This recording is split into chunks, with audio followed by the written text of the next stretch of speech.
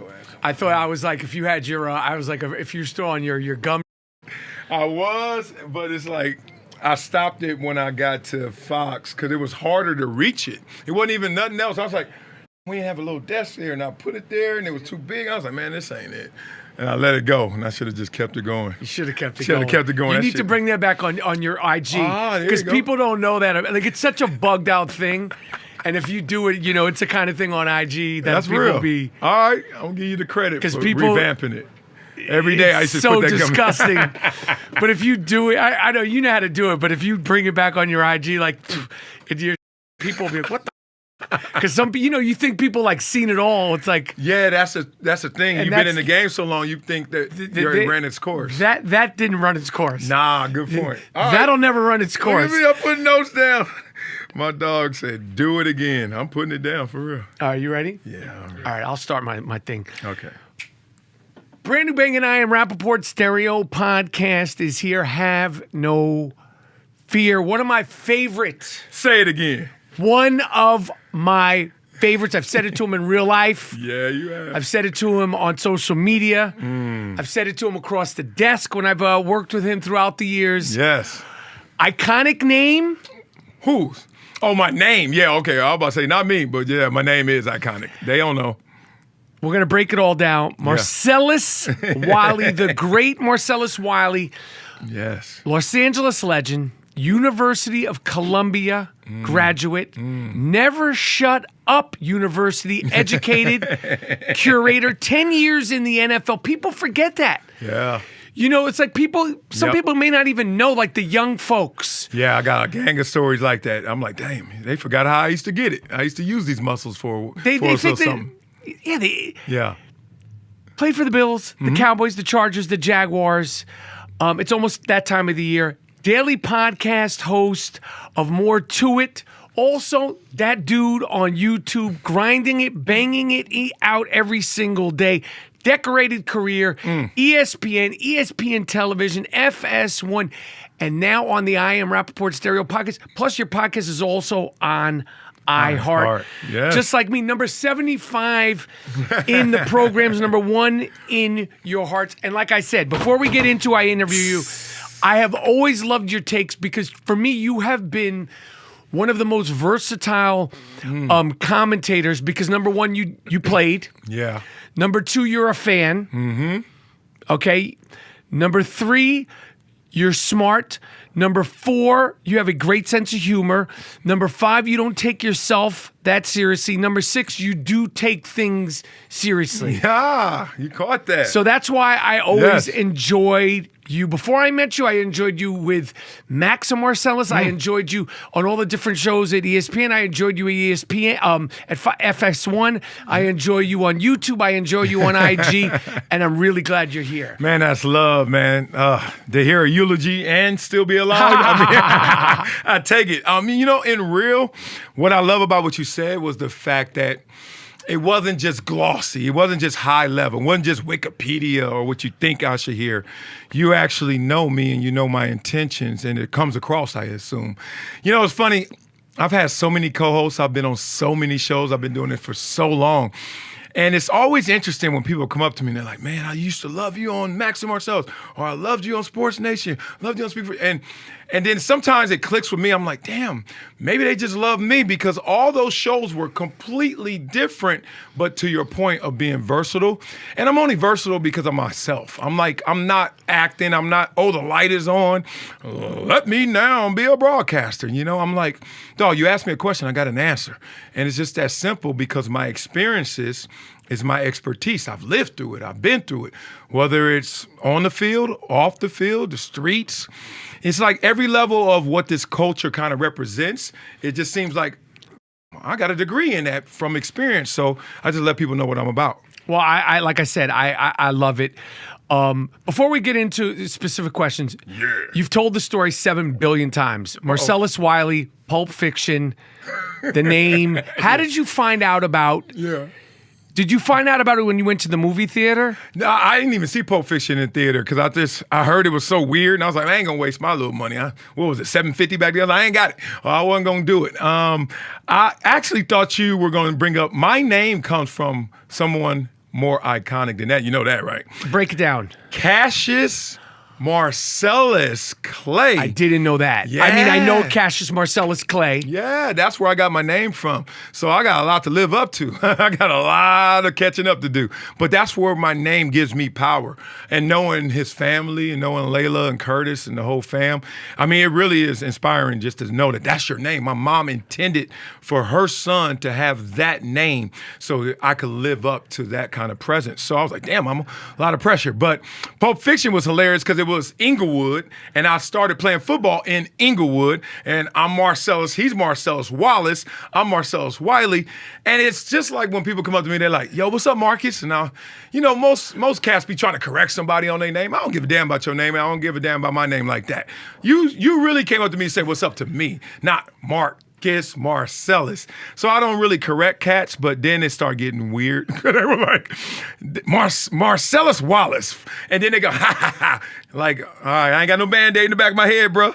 They ain't bending me over like that with the apples. So relax. So that's the only time I kind of check a cat. That's dope. Yeah. I didn't know the Cassius Marcellus Clay. Mm-hmm. All right. You are no longer at the confines of ESPN, although, like I said, Fox. You talk, you are a great talker, but you do it in an articulate way. You do it where, you know, like it's a skill set, you know, like for me, sometimes like I need a you know, but I've never cursed on live television. Not once. Not once? You didn't get caught slipping? Never, not once. And people are shocked. You know, when I go on live TV, if I go on a talk show, one time I was a guest on, I can't remember what show, but they had the lawyers come down. They're like, you know, I'm like, come on, man, you don't need to send the lawyers out. Like, I know where I am. They preempting this shit. But but how is it different for you being sort of untethered? Because you know, and you can break it down as much as you want, the confines of when you're at certain networks, you can't say this about certain NBA players. You can't say this about certain NFL players. You know, break it down, being untethered, and break it down with the confines of being on a network. Yeah, let me walk through it. So I started, my first show was actually in 97, my rookie year. I got drafted. So I had a local TV show. It's just like Follow That Dude or something. I don't know. I forget the name of it. But it was in Buffalo. And it was like a reality show, literally before reality shows really hit. So I was like the first Kardashian. Like, they follow me in the mall. They follow me at the crib. They watch me in my DJ studio, my rap studio, because I was rapping back then. I'm still top 5 hydrated. That means when I'm lit, I'm top 5 in the world. It's no doubt. So you say. So they say. No. So they. No. So Big Tigger. So you say. Big Tigger, ask him. Eddie George, ask him. I have been documented, validated. So you're saying so they say. So they say. Okay, I'm still saying so you say, but go ahead. I love you. Go ahead. So I had that show. Then I started at NFL Network before they opened. So their first day on air, NFL Network, owned by the NFL. I'm me. So I've always been me. Lights on, lights off, camera on, camera off. And I'm working there, and I'm a correspondent. So I'm an active player interviewing guys during the playoffs when we didn't make the playoffs. So I'm running up to Peyton Manning, the homie, like, hey, how you doing, Peyton? Amazing game, you know. LaDainian Tomlinson, my former teammate and homie. Hey, and I got amazing stories of them being surrounded by the scrum, 50 reporters, you know, all the big names, and them just locking eyes with me like, Wiley, come here, and giving me the serious dope uncut. And I was like, I love this. So I wanted to be in the media, but I was still playing ball. Once I was done, and I was thinking for 6 months, I was like, I'm about to chill, golf, date, mess with every girl, ride around in circles in my Rolls Royce, just clown around, right? And no lie, I was doing that, getting fat as I got up to like 311 pounds. I was just winning. I mean, I was looking like I was living in an entourage, and it was unfulfilling. I felt hollow, and I was like, I gotta do something. And then ESPN called, was like, can you come in, do some interviews, same old, same old. But this time it was a job interview more so than just regular interviews. Let me tell you what happens when you're at NFL Network. You can't talk about the league with it being dope, like direct. Like, you got to dance around it. You got to gloss it up. So I wanted to say something at the time about Paul Tagliabue or something. I forgot. But they were like, no. So that was the NFL Network experience. You have 98% of this space that's latitude, but this 2% over here, I wouldn't do it if I were you. So I was like, ugh, I don't like that. Go to ESPN. The only times they tap you is when you're talking about their partners, like NBA or something, you're going a little too hard. Beto found that out the hard way. NFL, you're going a little too hard. Or you're not showing camaraderie. Like, you don't feel what your co-host is saying. You don't feel what a guest is saying. It's still this like tea party. Like, we all got to be pleasant and have PC talk, even though we going in on each other. But you're supposed to debate, though. Like, break that. Yeah, the debate is natural, but it's intentional. So Explain. It's natural. So they'll go through a rundown. We start the prep of the show. Who's going to win, Jets or Patriots? I say Jets, you say Jets. We ain't going to talk about that. Who's going to win, Giants or Falcons? I say Giants, you say Falcons. Oh, keep that one alive, because naturally we disagree. They go through that. Is Tom Brady great, or is Tom Brady just good with great success? We disagree. So they'll just start to pinpoint, where do we naturally disagree? And then there's always going to be some I'm on the fence. Like, Brady, Belichick. I'm like, it's both. And then you're like, it's definitely Brady. We're going to do that one. So what they find is where we are polar opposites, or where we're kind of in the middle, but we could go either way. And that's a debate show. Go out there and give them that. You come from this angle, this angle. We didn't make up our opinions, but now we know our opinions differ, and all we're going to do is argue that. So that's what a debate show is at its core. It's a natural process, but it's intentional. Right. Kind of like reality shows. Like, reality shows don't tell you what to say. They just heavily edit and heavily produce it, right? Right. But you're going to be you. And if you crazy, if you ratchet, whatever you are, we going to catch that. So I found that FS1, I had the most freedom. At the same time, that freedom felt a little like, damn, do they care as much? Because they just letting us roll. So it wasn't the check-ins as much as other networks, but there was more freedom. And I never had felt that wrist slap, like, hey, don't go there, unless it was against your co-host. They always want you to prop them up. They always want you to prop them up, even within the confines of disagreeing. So they don't want you to like disrespect or like take it to a different, like where some of the thing that happened with Shannon and Skip, where it's kind of like, you want them debating, but you don't want it where it's like getting messy or ugly. Yeah, I mean, look, you don't want to get personal, one. Right. Two, you want to talk about the act, not the actor. And a lot of times when you see it's ugly, you can easily see it as they're talking about the actor. Like, we're talking about Brady. Skip talking about Brady. Shannon talking about Brady. Oh, no, Skip talking about you, Shannon. Right. And then Shannon stopped himself, but he was about to say, right, what the hell you done? You know what I mean? And then it was like, then it gets to it's ugly. Yeah, and they don't like that at all, because do you like that, or do you think that's important to keep it? I can take it, so I like it, because if I'm going to give it, I could take it. But I grew up joning on cats. I grew up like, the way I show love is clowning you. Right. Matter of fact, if you my homie, you ain't clowning me, I don't think you the homie. Because I'm not perfect. And if you can't balance this out between, oh, you're amazing, you're the man, you play ball, and dog, you got eye boogers, you can't get her number. Like, we ain't homies like that. I agree. I think that's where they're losing their authenticity, is because someone's now on the internet, independent, calling it like it is. Whereas up there, you can still see the dress up of a debate, or the dress up of the fact that you are arguing, not the full raw, I'm at the barbecue with the homie, we disagree, and we still gonna pound them, we still gonna grab a drink, but we going in this moment. If you, Marcellus, with all your experience as a player, all your experience as a person, all your trash talking abilities, all your experience in front of the camera.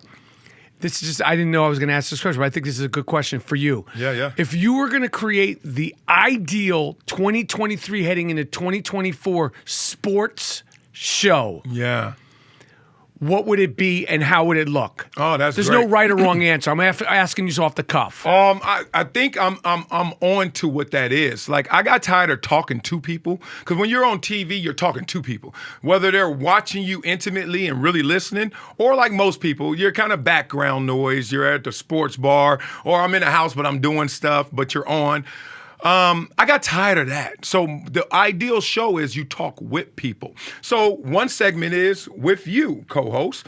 Another segment is me, you, co-host, and the people, a fan experience. Like somebody coming in from their home, they're doing the same thing. Like, because I learned that looking at comments, and I love looking at comments, good or bad. Comics. Comments. Oh, I should say. comments. Yeah. I don't care. Like if you talk trash about me, I'm going to grab the learn from that, like, oh, he right about that.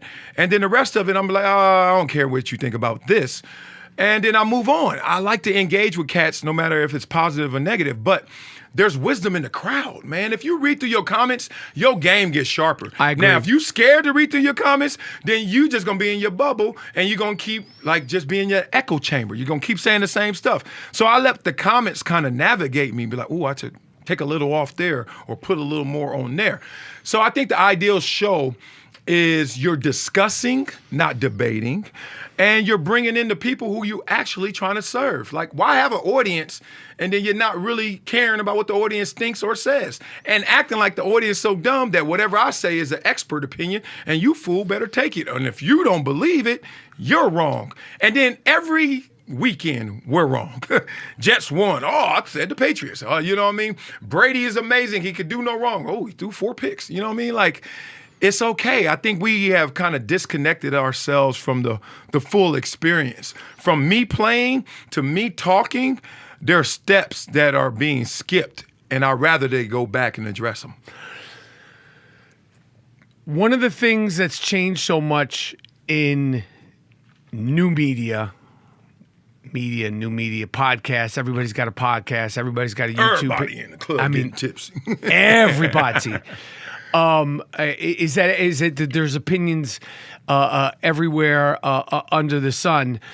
Do you feel liberated in a way that because you talk, but like on Instagram, like I feel like on social media and YouTube now, especially your YouTube page, like and on your podcast, you could amp it. Do you feel like a sense of like you could do what you want, like you could really go hard on the NBA. If something happens in the NFL, you could do you feel liberated in that sense with it? Not the full sense of liberated, because I was talking shit when I was working on those networks. In part, that was my lane. Like, don't ask Marcellus, he gonna tell the truth. Like, I started off at ESPN and I was on NFL Live. And, you know, NFL Live, you're supposed to talk about 3rd and goal and who's gonna win the game. I'm up there talking about girls and the club and how this dude really is. And they were like, you ain't gonna last long on this show. And he said, my boss said, and that's a good thing. So I had a personality. So they were like, you got to go to Sports Nation. And that's when Sports Nation took off. Right. Because I'm not over here, X's and O's, boring, I's and U's. Right. People, what's going on in the human experience? So let's talk through that. So I used to give emotional content to sports and where it intersects with life. Not so much, should Marshawn got the ball on the 4th? I don't give a damn. If he completes it, then he shouldn't have got it. They threw an interception, he should have got it. Like, it's a simple answer. So I was never that guy. It didn't really hit me at the core. So for me, what's liberating about what I do now, I will say there's one degree. Everybody that I work with, when I was at work with them, I had to protect them. They were my teammates. Right. And I hated that, even though I loved it. I understand. I loved the teammate, but I hated that you sucked or I disagree with you, and now I got to still keep you up, afloat. Or vice versa. Don't keep me, let me drown. I guarantee you I won't drown because you can't drown yourself, right? You know, so I'm not going to drown, dog. So we can go at it. And they always wanted us to stop short of that. Well, I ain't stopping short of that now because I will talk, and I do it in my way. So I don't take shots at anybody, but I will criticize what they've done. And when I was on air, I couldn't do that. So I'm sitting there next to Whitlock or Acho or Max or whoever, and we would disagree on a topic. But we never could get to the place where, no, I just disagree with you, homie. You know, we got to talk now. Because you saying that makes me think this. Now, address that. And those are so many more interesting avenues than trying to hide behind Dak Prescott when really it's something else with you.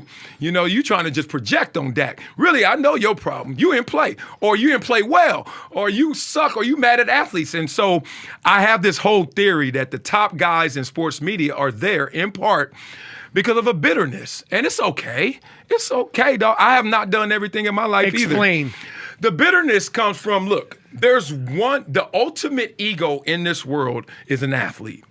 because we all looked up to them growing up, because we all, at some point, even for 1 second, thought maybe I could throw this ball. Maybe I could hit this ball. Maybe I could do this flip, you know? So an 8th grader who's the man, national champion in track, you know, already getting recruited to go to college. He's in middle school. He walks around like a whole different animal than because I was that guy. And it's like, damn. So I know my ego, and then I know what entertainment industry ego is. It's fragile. Like, y'all ain't the same. Like, someone subjectively said you're the man, and all of a sudden you're like, oh yeah, I am. Versus an athlete, everybody could deny you're the man, and you still are. Right. Right? Like, you can't say nothing if I get these results. Right. And that's why the athlete's ego is so different. Now, you talk about all those at the top of the game, they don't have that ego.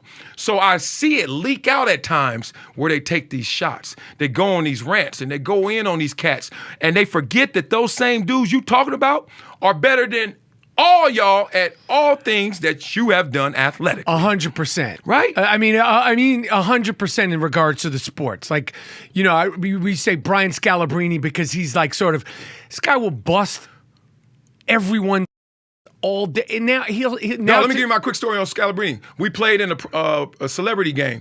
We down like 9 at half, and then Scalabrine's just being nice. I said, Scal, will you please take over the second half? He scored 27 in the second half, then we beat him by 15. I was like, he didn't miss a shot. That's what happens. If you ever been to an NBA practice, none of them miss shots. In the game, some of them don't play, and they miss shots because it's a relative experience. But I was like, to your point, Scalabrine shouldn't be taking these jokes. White Mamba shouldn't be taking these jokes. The number 50th guy on any one of your football teams will probably bust your ass basketball also. right. I mean, these guys are, you got... What we got, budget cuts? What's up with the AC in here? Y'all trying to do me wrong? I'm a sweater, though. It ain't y'all, it's me. Let's do You it. Yeah. sure? Yeah, because it's the sound. But The go ahead, sound? we'll do it. I hope, because I will sit here start leaking on your head. All right, let's do it. We'll do it. It'll be fine. Liquid death, too? Oh, it's life.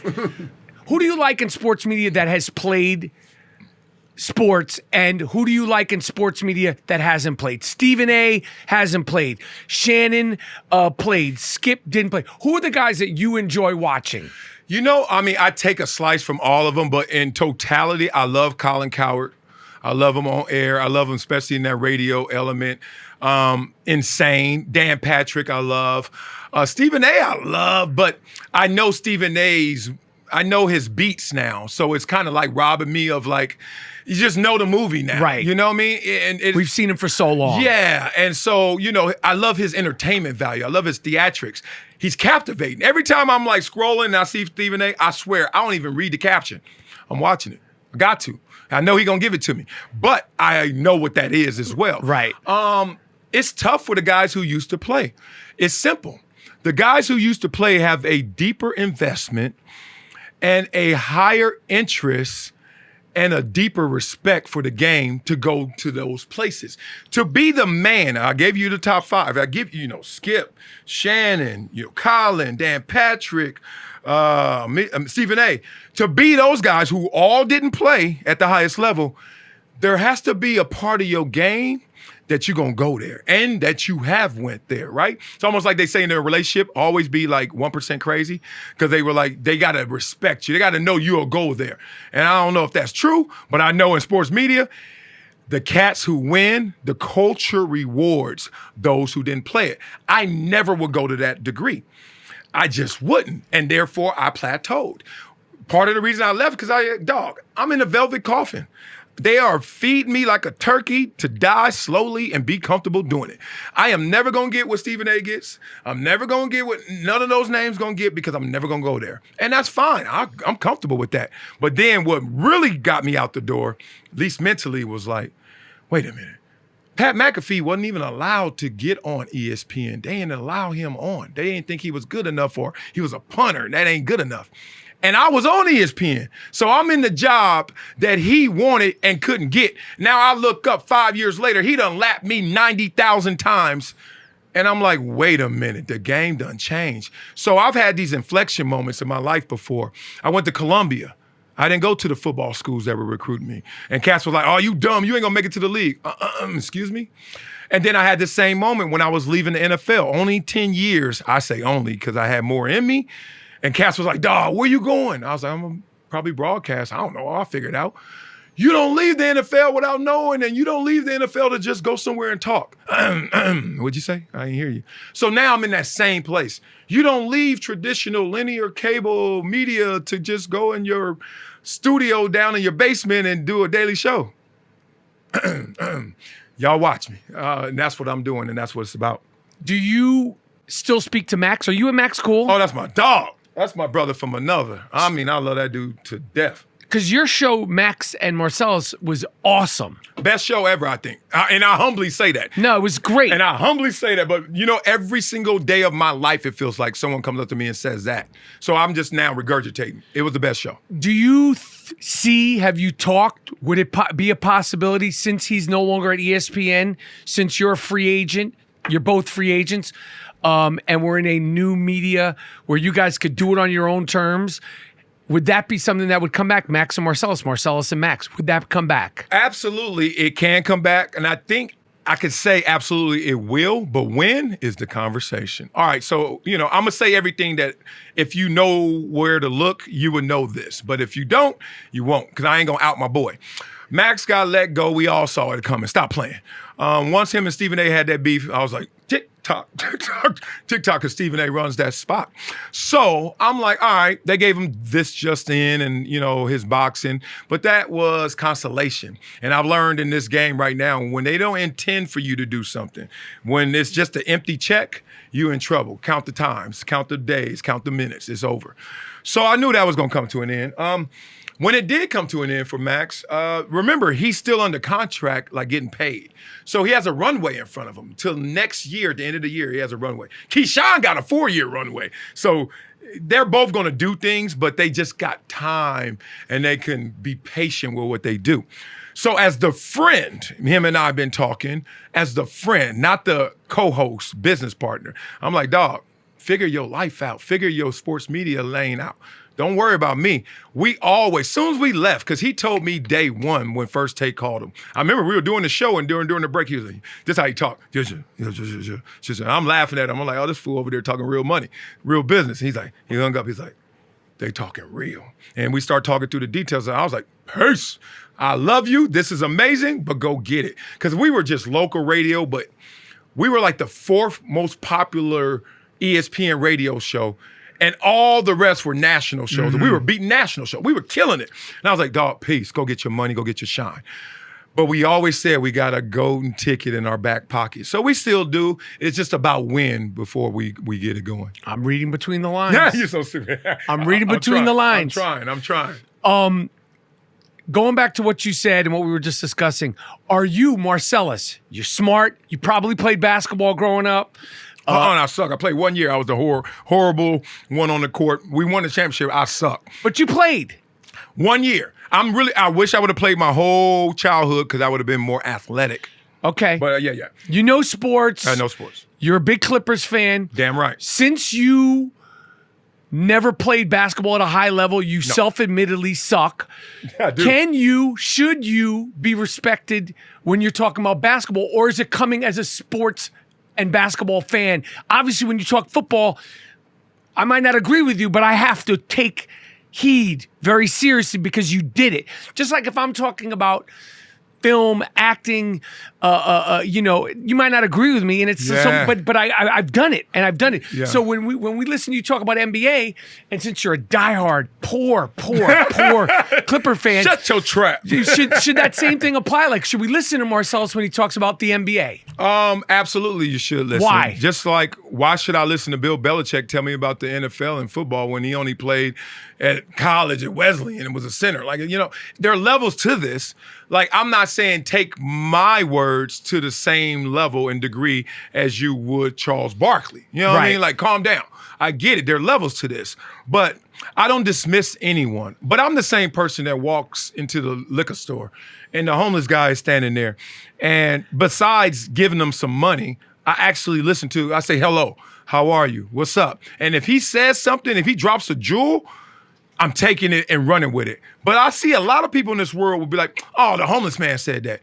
I'm always into the message. I don't give a damn who the messenger is. I agree. So when it comes to doing TV, yeah, it's great that you have this as your degree on your resume and you got this kind of Letterman jacket with all the stripes.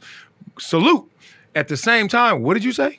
And I'm listening to that. And if you said something that was making me think twice or something that was entertaining me or educating me, I got to give you your props. So I just say it's levels to it.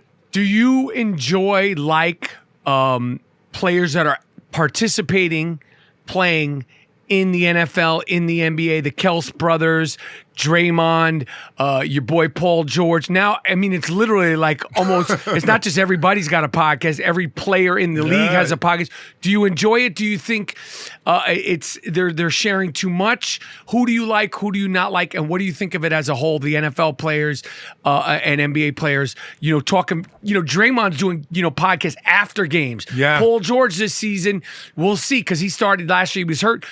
What do you think of the whole thing? I love it. I love it. Why? For many reasons. One, there's an old adage that, and it happens to a lot of athletes, like they don't have the foresight. I know a lot of athletes now, they're smart.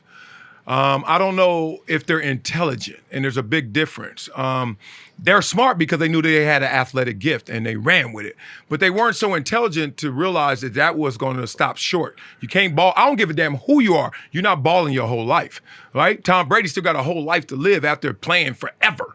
So I always questions the athlete's intelligence. Like, damn, where's your plan B? Where's your plan C? So it went from there to you get into where these athletes are not thinking ahead, right? So there's an old adage that basically says too many athletes say hello when it's time to say goodbye. So they start networking in their 11th year and they start saying, oh, let me be nice to these reporters in their 13th year, on the way out, anybody, all of them, yes, him too, start signing more autographs and being looser and nicer. I mean, respectfully, rest in peace. But I remember talking to Kobe about that before he passed. Kobe did that. His last year, Kobe was nice. Like Kobe was on the sideline, on the bench and hanging, signing shoes. Kobe used to be locked in like, boy, don't you disturb me. It was a whole different animal because the persona now had to shift, right? So I look at athletes that are doing this now saying they're ahead of the game, ahead of the curve. I have that regret that when my boy Matt Linson, I went to college with him, 2017, I'm at his crib in Newport, and he's like, you need to start a podcast. And I was like, podcast? Why? What? And he's just breaking it down. And I swear, I took it with an ego. I was like, that sounds like a demotion. That sounds like, dog, do you know what I'm doing right now? Like, I'm working at ESPN, got offers from Fox, about to be stuffed with this suit on, getting paid. What you talking about, podcast? Like, I thought it was just some, backpack rap. You know what I mean? And I was like, nah, B. And I didn't take him seriously. The next year, I finally was like, I do love the DJ.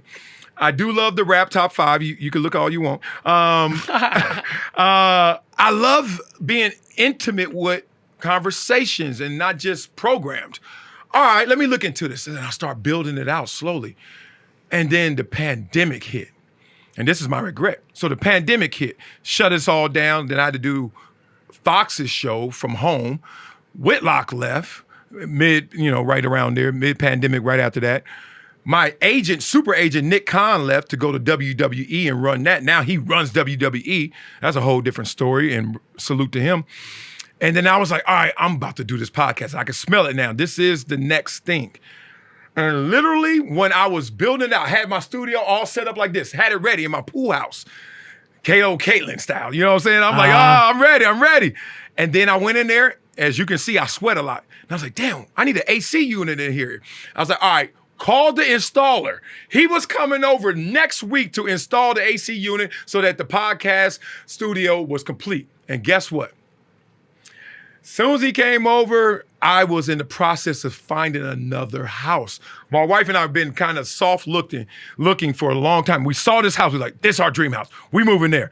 And then I was like, damn, all this stuff I set up, I broke it back down. And once again, I got fat and full. I'm on Fox. Hey. And I ain't going to do the podcast. So then I look up and McAfee tapped me on the shoulder. Rogan tapped me on the shoulder. And countless others out there. And those plaques right there that say 100,000 and millions subscribers. I was like, oh, snap. I was like, your boy Ben told you, you felt it, but you didn't act on it, right? And faith without action is death. And that's why I'm up here dying. And then they're offering me plateau numbers or a lesser version or a different version or something I don't want to do. And I'm like, you mother. Now, it's almost like the universe and I were just in the conversation like, you gonna bet on yourself now again? Again, because you did it for Columbia. You did it going broadcasting. Now you're just gonna sit up here and be 60 years old talking about Dak is top 5, which is a good conversation, but shouldn't be the only one. And certainly doesn't allow me to flex all my muscles. Speaking of flexing your muscles, you spoke particularly at FS1. You know there was, but ESPN there was more. But post pandemic, post George Floyd, sports media changed in a big way. Oh yeah. You know, and I really agree with, and I reposted so many of your takes on social issues. But sometimes when I read in your comments, or I'm like, I'm commenting, you know, let's go. I know Uncle where we're going. Tom. Oh yeah. Sell out. Yeah. This, that, and the third. Oh yeah. Articulate the complication of keeping it real, being a black person with a voice, being a black person in media, what it means to you when you're called that, what it means to be a thinker, what it means to be an independent thinker, and all those things. Because I know you could talk the of the and I know where you're from, you know, and without even having a conversation, I just know, like, yo, this dude's from the hood. Like, not everybody from the hood is going or should think, speak, agree on the same things. It makes me sick on social media when people assume or imply that people should all think the same way. It's disgusting. And people are like, yo, you're a white dude, you have nothing to say. I'm like, I'm just letting you know that if you think, and then it gets into politics where it's like, you know, where these sweeping things like, we're going to get the black vote because of what? Like as if that's like a, you know, like a fucking cattle of people.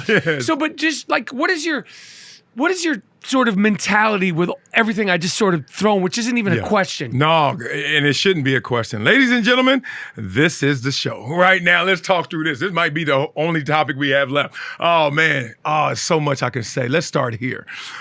I am from the hood, right? Now, being from the hood, there's a couple of things you quickly understand, right? I use up a lot of my mental space navigating around. And now, the craziest thing was, it was bull me, but it was real in the world. So, gangsters. Everybody was scared, or everybody had props and love for the gangster, right? Oh man, yo, he cool, or oh man, he's scary. And I had none of that for the gangster. Why? Because I had 3 uncles who were gangsters. So I'm a young kid growing up. I'm in Compton, then we moved to off Slauson, South Central World. And my uncles were the man in the streets. The man. I mean, all of them. Curly, curls, perms, blue rollers, cutlass. Like every stereotypical, yo, he killing the game, they were them. But people didn't know that I was watching them come in the house. Y'all watching them come out the house. So out the house, they scaring y'all. Out the house, you bowing down to them. When they came in the house, I saw my uncles crying. I saw my uncles weak. I saw my uncles try to rub 2 nickels together at times, you know? But they the man. So it was just weird, this contrast. So I'm looking at this. I'm like 7, 8 years old. 2 of them die of getting murdered. 1 committed suicide. So already, I'm already knowing this ain't the path. So I was never, ever enticed to be hard. And matter of fact, I found strength in walking up to somebody hard and checking them. So he looked at me, what's up, little homie? I was like, why you not smiling? Oh, man, what you talking about? Who little homie is this? Better go get him. I'm like, you know you want to smile. Why did I feel protected to do that? 1, I had those uncles who were like, ain't nobody touching little Wiley. 2, I was smart. So I had me this whole like label in the class that he's a nerd. But then they would tease me for being a nerd, but then they stopped teasing me because I was the MVP on their team. So I had them all boxed in. Everywhere you try to come at me, don't f with Wiley, because Wiley got it. And so I was like in this safe space in my head, even though I still was around real shit. So what I learned is I'm betting on me. My mom used to always say, you are enough. I don't need a chorus. I just need to write my lyrics down and I'ma sing it. Who doing background? Me. What's your background? My actions. I give a if anybody else agree with me. If I'm standing on truth, I'm standing higher than all y'all. So I understand that principle. Now you fast forward to get into your conversation about what happened in the FS1 and everything changed. When I went to FS1, I was saying the exact same things I was saying at ESPN. You know what changed? My co-host. You know what changed? I worked at Fox now, not ESPN. ESPN is deemed liberal. Fox is deemed conservative, Republican. And if you're a conservative Republican and white, you are a racist. If you're conservative Republican and black, you are a sellout.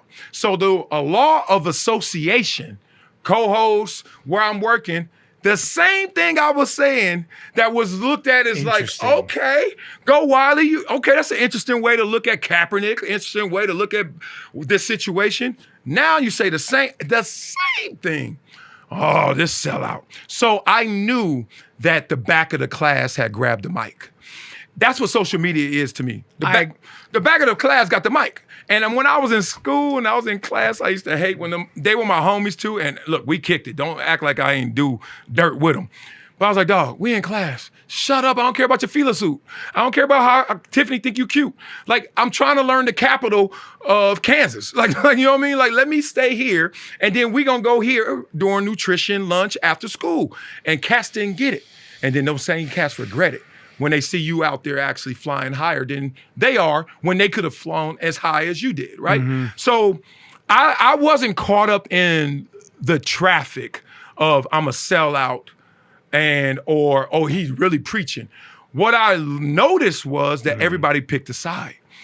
And I have been through that experience before. So I laughed at like all these people who were trying to put a label on me when the black community, any community, should not be labeled. Like, but that's the cons. That's the negative of culture. And it's the con. It's the con. It's the con. It's the negative. But it's the con and the con. Yes, because this is what happens. Culture is nothing but thoughts, words, and actions that we all subscribe to, right? The culture, right? That's why you can have a white rapper. That's why you can have a black skateboarder. It's a culture. Like, if you buy into that culture, your thoughts, words, and actions are that, you're part of that culture. Now, here's the problem. These cultures are lazy, man. They're not nimble, right? And look, it's respect because cultures do a great job in certain respects. Like if your culture, Nigerian culture, you know what their culture is? Be educated, get your degree, and work hard. Why do I know that? Because I know a lot of Nigerians, and they tell me that's what their culture is, right? I'm like, all right. And I'm seeing the results. I'm like, yeah, I hear you. And the culture that I was a part of, being black, was telling me something that I didn't agree with at times. I don't have to look at Colin Kaepernick. I don't have to look at Black Lives Matter. Those were my two ones that people started to call me a sellout over. I ain't got to agree with Kaepernick. What the hell? Because he black? Man, he ain't helping nobody. And if he is, good for him. Mm-hmm. Get in line. We all trying to help in certain ways. Mm-hmm. But if you think I got to agree with him, then why? Just because we the same skin color? Weak. Black Lives Matter. I was talking about that one. Now, I think a lot of people came to my side on that one like, Wiley might have been right. And I tell people all the time, I'm not a hater. I just tell the truth too early. And I told the truth too early on Cap.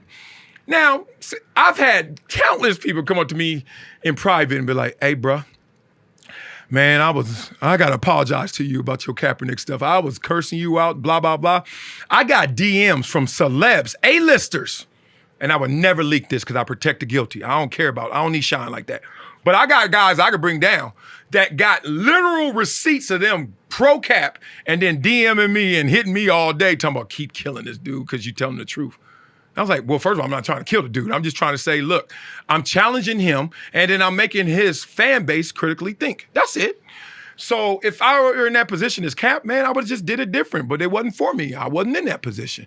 But I would have made the NFL, the NFL, if I had that much momentum, that much of the world's attention span, I would have made the NFL have to bow down. You have to, instead of settle with them, but hey, to each his own. I could keep going down that, and I have so much to talk to you about, and I know we can only talk a certain amount of time. We got time. Okay. Let's talk immediate NFL. Yeah. What is your stance, your take? How how would you solve running backs getting paid? Should running backs get paid? Is it just a business? If you're only able to play for 3 years, should all you guys in the NFL have some guaranteed money? You did it. It's changed. There's more money now for your position than there was. There's more money in the NFL than there was when you played, which seems like 75 years ago.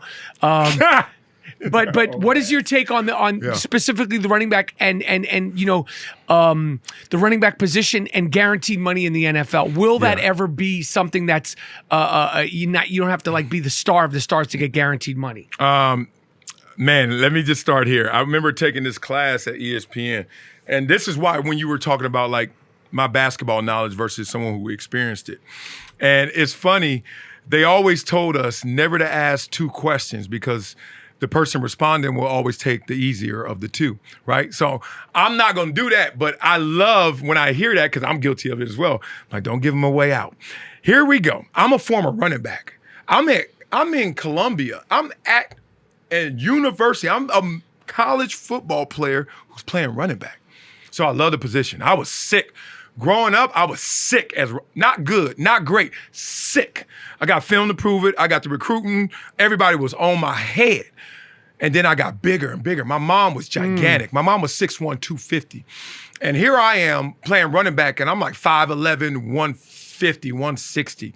And then my senior year, I got up to like 6 feet, 180. And literally my freshman year, I'm still a running back in college. Wow.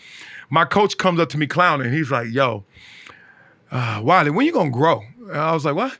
He was like, man, I think we recruited the wrong Wiley. We should have got your mama. She bigger than you. And my mama I was a sophomore in college. My mom was bigger than me.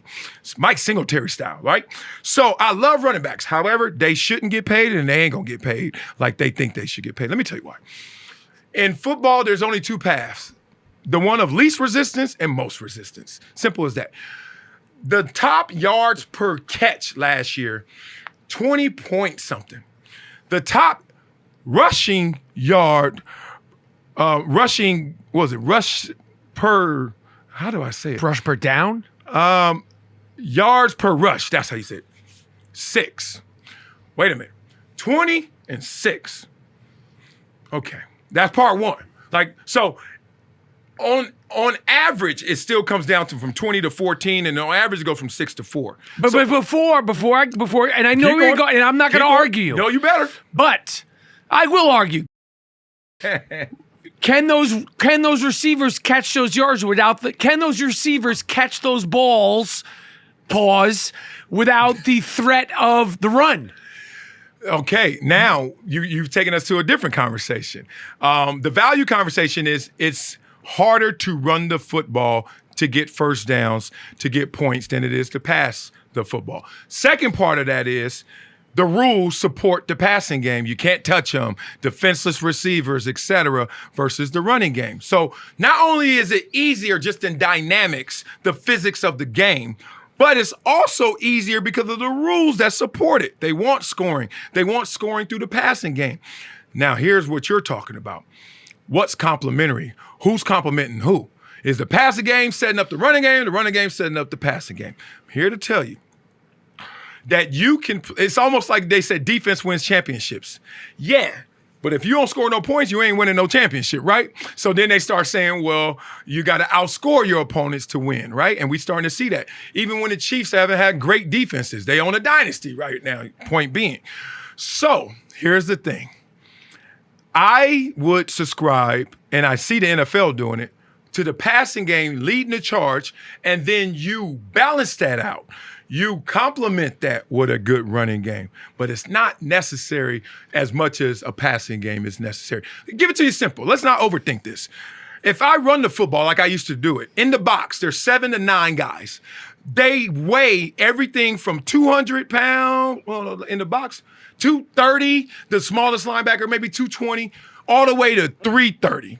220 to 330, 7 to 9 guys. If I'm playing receiver, I'm going against one guy, he may weigh 200 pounds. All I got to do if I'm Justin Jefferson is say, said height, 7 yards. If I am Ezekiel Elliott, said height, 3 yards. Do that again. it's 2nd and 7 versus 2nd and 3. So the point of it is, it's the analytics, it's the smarter, not harder approach, but it's also just a path of least resistance. Throwing the football is like so defeating. Now, running the football on someone, you take the clock, you take the pace, you get the yards. It's amazing. But let me give you this dynamic. You run the football, if you average 4 yards, 5 yards a rush, you're killing the game. Okay, so it takes you on a 15-play drive, 75 yards, running the football the whole way. Took 9 minutes off the clock. Ooh, rest in peace, John Madden. He's somewhere smiling, right? And then the other team gets the ball, sad hike, quick pass, screen, touchdown, 80 yards. Took 4 seconds. Mm-hmm. You know what's defeating? Yo, how long is it going to take us to score? Mm-hmm. Oh, the defense is resting. Yeah, but our offense is out there, ain't doing much. And all it takes is one hiccup, and then this ain't hard to hiccup. So to me, I'm sorry, running backs, you're the path of most resistance. Therefore, those who construct teams have come to the understanding that we shouldn't pay that guy. Plus, you can get an undrafted 7th-round guy to simulate that better than you can grab a 7th-rounder to simulate that quarterback and that receiver. It's a different animal. Is it going to change in general for all of the NFL players ever getting guaranteed money besides just the cream of the crop?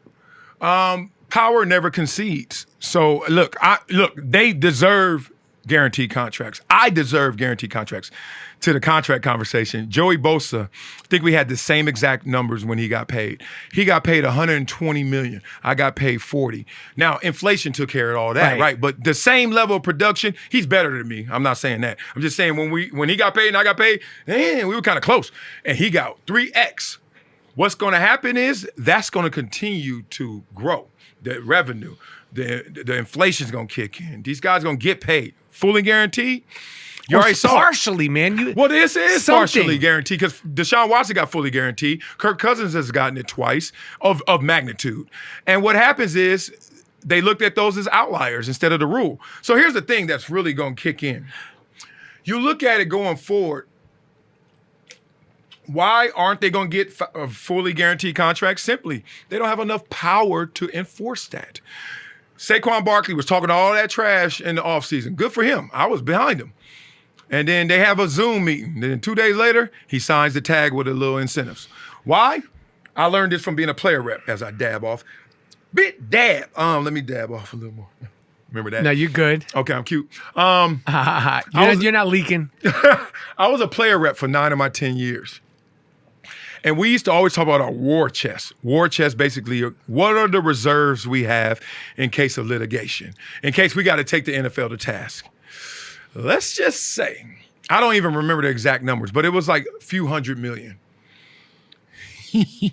Now, you're going to take to task to prove to power that they need to give you fully guaranteed contracts. That comes with force. That's not coming out of the goodwill and altruistic spirit. Or, we care about them. It's coming out of power. Power concedes only if it's beaten by more power, right? There are 32 owners in the NFL. Really, Green Bay doesn't count, but whatever. Let's just say. They all got billions. Billions. That war chest, if you wanted to litigate it, it would be the same thing that happened with the PGA Tour and Live Golf. Live Golf was like, what y'all want to do? Y'all want to go to court? Or y'all want to merge? And they merged, didn't they? Or they're trying to still. Point being, big bank takes little bank, man. And I wish the NFLPA was older, like the baseball union. All it is a time conversation, kind of parallel to a lot of our social justice race issues. It's a time conversation. You know, if you want to generalize, white people have been having money for 400 years and black people have been having it for 40. You know what I mean? And it's like, it's a different relay. Like, dog, you getting the baton so far behind. Now, my coach would immediately say, yeah, you got the baton behind, but what was your split? Mm-hmm. What did you do when you got the baton? Mm-hmm. And that's what I'm trying to tell my people, all people. Mm-hmm. Look, don't care when you get the baton. I know you're going to waste your efforts in trying to erase history. You got the baton when you got the baton. My mama and daddy both were broke. I didn't resent them. I was a little perturbed at times, like, damn, food stamps, welfare, Compton, Slauson, like, y'all didn't save 2 nickels. But then I was like, that was who they were. Guess what they were given? Even less. Right. So I'm like, all right, now I could have moaned forever talking about my people and this and that, and not took that baton, stayed in my lane, ran as hard as I could, and now try to pass it to my kids. Right. So I just chose to run my race and then let that be an example to hopefully inspire all. I like that. Another pivot. Give me, you don't have to go into why too deep, but you can. Give me the 5 best running backs you played against during your career. I mean, you could give a little bit of why, but we're going to know the names, or you could even do the deep cuts. Yeah. You could but when I say the 5 best running backs in no particular order. I'll forget somebody. All right, no order. I know who number 1 is. No order. Number 1 is Barry Sanders. Why? What? Was it everything that everything that we see in the videos? Oh, it's worse. It's better. It's everything. I literally tackled Barry Sanders on one play. A solo tackle, no assist. It was a play we played in Detroit and Buffalo. He ran up toward the line, then he cut. And when he cut right into my area. And I'm like, oh, and I'm so scared. I'm Frankenstein in this tackle. Like, just arms out, please don't shake me. And I tackle him. That's not the point. The point of that is the photographer sent me the image right after the game. We made a poster of it and put it in my grandma's house. That's how special this sucker was. And on that same play, he slightly sprained my ankle, and I'm not lying. Just doing that. His hips were silly. Silly. Best running back by far ever. That I played against, I would throw Fred Taylor in there. He didn't stay healthy long enough, and sometimes the market hurt him, but Fred Taylor was silly. Adrian Peterson was silly. Terrell Davis, and Clinton Portis. Because Terrell Davis, especially Clinton, damn, Edgerrin James coming in. Look and see this. Edgerrin was... people forget. Marshall Faulk. Oh, see, I ain't got a top 5. These are all top tier guys, but there's one by himself, and it's Barry. The rest of these guys are by themselves on the second tier behind Barry. Clinton Portis would lean forward every play. Our coach used to say, look at this. Every time he gets 3 yards, even if he's behind the line. He kept that lean. Terrell Davis had the lean with the knocker. He hit you in the head, Terrell Davis was coming. They all were great, man, but I think that Barry just takes the cake. 5 best quarterbacks that you played against. Ooh. And who's the number 1? And why? Why? And don't give me the obvious, his arm. Nope. Man, come on, man. This is me. Dan Marino, Steve Young, John Elway, I played against. My first sack ever was against Steve Young. Couldn't believe it. Dan Marino, Steve Young, John Elway.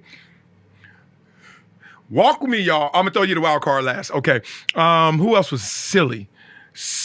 My era. Peyton Manning. God. You got to throw Brady in there because it's disrespectful. But Brady wasn't great when I played against Brady. Like, he won those first 3 Super Bowls. His coaches used to take bets on Brady missing receivers in practice. Like, literally, they were like he came a long way and became the GOAT. He's the GOAT now. But I was young. His first touchdown pass ever was against us. Against me in San Diego. I'm turning the corner about 3 feet, 2 feet, coming in on him. Throws it, his first touchdown ever. Don't you wish you got that football? Oh! If I would have known that was the GOAT throwing that, I would have been like, yes, sir. Well, you could throw Brady in there because he turned into being that guy, and I did play with him. But here's the wild card. People forget. Young Dante Culpepper was McNabb, of course. McNabb, period. Culpepper, man, him and Moss, and they had Chris Carter too. It was a lot. It was a lot to deal with, but I would give McNabb that nod as well. Who was the fastest quarterback? Other than Vic, Vic by far. Was he like a running back speed or faster? Like, was he like wide? Who was faster in general, receivers or running backs? Receivers. I would say receivers. Like, running backs got a little more girth. They're usually a little bigger. Right. So the receiver, 180, Chad Johnson, you can't do nothing with that. Like, that's a 4-3 for real. Right. Running backs, just a little bigger, pound the ground a little more. So I would say receivers. But Mike Vick was the fastest. Not only the fastest, not only his acceleration. So a lot of times we get lost in speed. And speed is only how fast you can run under control. Uh-huh. So if you're out of control, you're in trouble. This is why I'm teaching my son right now, who is silly in football, silly in sports, but, he got a long way in front of him. I don't talk in those terms, but I'm like, dog, he's more talented than I ever was. Wow. And he's silly. But I'm teaching him the science of life and the science of sports. So he had this problem, and every kid has this problem. They're fast, so all they want to do is run sideways and run to the corner and run to the edges and take off in touchdowns. But kids get smart. They know that you fast, so they cut you off. They cut the angles, geometry. And I told them, when you see the fast guys, first of all, know who they are. And then when you see them, run at them. Why are you running at them? You're going to stop their feet for just that second, and then you make your move and you got them every time. They would never come to the corner and catch you again. And literally, I was slow motioning his plays from practice in the game to show him. I was like, this is what happened. That's why he got you. He was like, damn, that's why he got my flag? Yep. He didn't say, damn, no, I did. And I was like, yep, he got you. And then the next game, my son saw the fast kid, went like this at him, and then went like this. That kid fell down. I said, I told you. Science of game, science of life. Michael Vick had that. He had the comfort of being so talented that while you doing this, he like, doom, doom, doom, doom, and he's still running the 4-3-4-2. So it's a whole different animal, that acceleration and that calm under those pressure moments. Pivoting to your Clippers, this is going to be my last question. Pivoting to your Los Angeles Clippers. Here come the jokes. Who even Ty Lue, I saw him say somewhere the other day on some podcast that my guys, mainly PG and Kawhi, as if they haven't played in the NBA for years, need to start taking the regular season more seriously. He said that. Yeah. Because, you could say what you want, but at the end of the season, we're going to get this playing. We're not going to home court. What do you foresee with your Clippers? Because you and Clipper Darrell are just... It's Clipper Darrell and I and Penny Marshall, I guess, right? Let me say this. People don't know that these NBA players are really in a different conversation and negotiation than advertised. Literally, their camps will go to the organization knowing that there's 82 games and will walk in and be like, we got 70 this year. Which 12 we missing?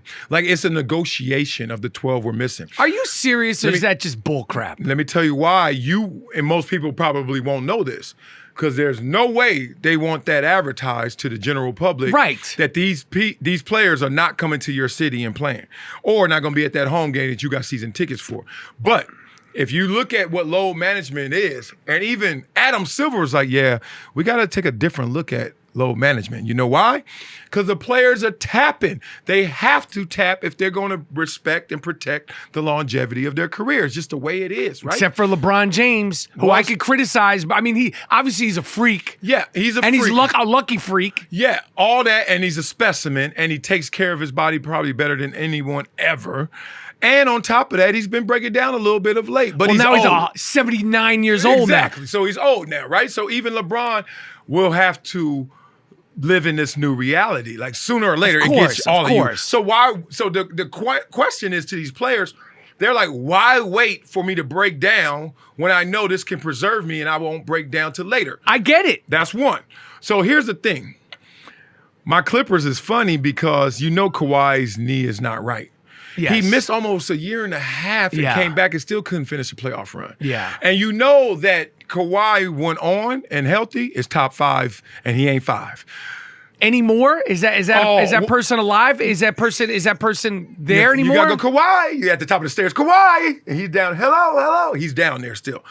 Paul George, is as amazing as he is not Kawhi when Kawhi's on. But Paul George is more reliable than Kawhi. But even Paul George... physically. Yeah, like being available. Right. Like being out there, right? So it's like a weird dynamic where we got now Russell Westbrook, future Hall of Famer. I mean, what are you going to do with him at this point? You know what they're going to do? This is what they're going to do. You ever have like a remote control or something and you ain't got all good batteries and you start spinning them, you start putting them in the freezer? Like, all right, this is how we going to Tetris this. We're going to use Westbrook up because he got that energy and that boy still go hard. Yes. That's my dog. I love it. I love it. That's my homie. I respect him. Now, then let's plug in some Paul George, so we're going to spin the batteries, right? Like, get Paul George, keep going, don't get hurt, stay there. Oh, Westbrook and Paul George, that's going to win you 40, 50 plus games. We good. And then Kawhi We got to send up our prayers, right? We got to knock door to door. We got to be Jehovah's Witnesses. We got to pray for this. But come on, Kawhi, finish the playoffs. And if he can do that, those are our 3 tiers to success. Problem is, the chances of all that happening exactly that way, slim to none. So we're going to have to remix what the formula is. My last question. You said that last time. This That's why I is hate when quick. people say Quick. that. This is You know what I'm quick. saying? You can. I ain't got time. I do have time. No, this unless is you wanna quick. talk. This Your is call. quick. This is Your quick. call. Who will win the Super Bowl this year? I know it's early. We're not even into fantasy football. I know. Drafting. Lord have mercy. But who will be the 2 teams in the Super Bowl this year based on everything we know today? Everybody's healthy today. Jesus. Come on, man. I know. I think it's like Buffalo's in my head. Baltimore's in my head. You always say KC, but that's boring. So I'm trying to say who's going to upset the apple cart. Buffalo or Baltimore. So I will go with. God, I want to go. Something tells me it's Baltimore. Baltimore. Wow. NFC. I would love Baltimore, Dallas. Good Lord, I would heart attack. Dallas. That would be a heart Dallas attack. ain't getting no Super Bowl? Yeah. Hold on. Dallas ain't Hold getting on. no Super Let me give a case for Your Dallas. guy Dak is not getting to the Dak Super Bowl. is good enough. Dak is good enough. Tony Pollard, you know what they did? Speaking of you, talking about the complimentary running game, why did they have Ezekiel? I know why they did, because of contract. Ezekiel Elliott getting all those touches when those were Tony Pollards. They would have been much better last year. You tell me why. I mean, why did they do that? Yeah, because you got to ROI, return on investment, justify the money.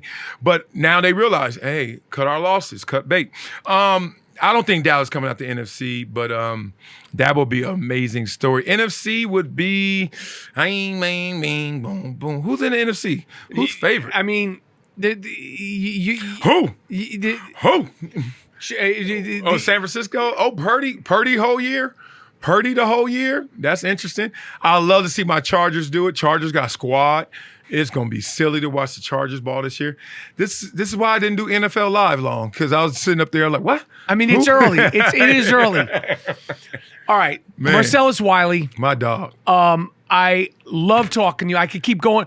Last question. How to do? My last question. Remy on the roof. Last question. I'm going to do 7 because I hate the obligatory. 7? Your top 5 MCs of all time. Oh. I'm giving you 7 because 5 is so obligatory.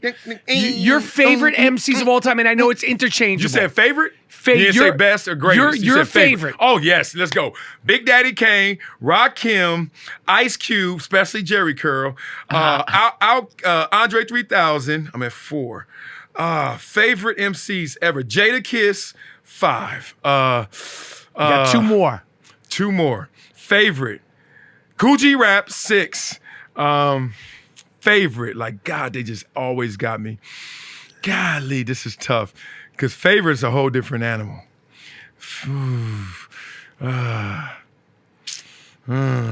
One more. Damn you. Lil Wayne, duh. Okay. Lil Wayne, duh. Lil Wayne should have been like number 1 almost. No order because it's too obligatory. What's your 7? Let me hear. Man, So I my can beat it 7. up. I go Big Daddy Kane. Uh-huh. I'm gonna start with my traditional. Big Daddy Kane, KRS-One, Ooh. Rakim. Okay. I'm gonna go with Jigga Man, Jay-Z, Nasty Nas. I'm gonna go with Ghostface Killer, and I am going to go with. Yeah, it gets sticky. I mean, I could go all over the You place. go all over the place. Busta Rhymes. Ooh. Always left Leader off of the new everybody's school. left. But I mean, Busta Rhymes is. Silly. Insane. Yo, I love that. He's I love that. ridiculous. Yes. He's been Busta doing Rhymes it is, forever. and he's very. When you see him live, you're like, yo, this dude has bangers. His live show, all that. I saw him at Hollywood Bowl last year. Sick. Crazy. I saw that was a sick concert. Nas, Wu-Tang, and then I think Busta showed up. It was mind-blowing. Yo, hearing Wu-Tang, their first album, 36 Chambers, with like the real quality, the way that RZA and them couldn't afford then. Like, I love the Dusty Dark version, like the one we bought back in 93 or whatever. But when you hear it crispy and them so Shalin, new Tang, so I'm like, yo, people were losing their minds in that damn bowl. I love it. All right, I got to add Too Short and E40. No lie, E40, this is my line for E40. He may be the best rapper from start to finish. Like, way he started, day one. Oh, right. To right now, he's still as great as he ever was. Yeah. And I love E40 all the way back to right now. I still bang E40. Everyone else, name them. They went through their waves. You name them. They went through waves, but I mean, I was just talking earlier about Nas's last 5 albums. know, I've heard. 5. I've heard. Yes. I mean, he's I don't killing it. love them as much as but I was 5 of them. Yeah. He did 5 albums in the last few years. 5. Because rap's a young man game because of the experiences. Like, you're just not sounding the same. You're not saying it the same. You're not got that same, like, itch and hunger. You're not as And he's ashy. rich. Like, from what, I mean, he's not a struggler. Nas has made Nas is making that money, that VC money. 5 records. Yeah. He killing That's it. a blessing to have that. He killing. He That killing. he loves it enough to do it. Yeah.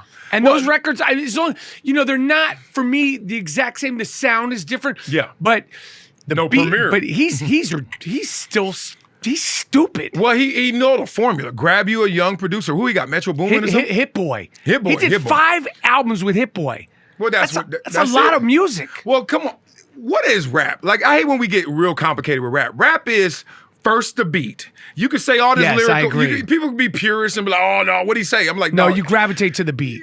because the beat is the energy, right? Yeah. You got to like in the classroom knocking, and then you can say your ABCs if the beat. 100%. I could say my ABCs on grinding beat, and I would have went platinum off of Easy. that. Like easy. So it's just like once you hear beats, so Nas lost and suffered so often, like J. Cole does at times, because they don't grab the beats that we want to hear.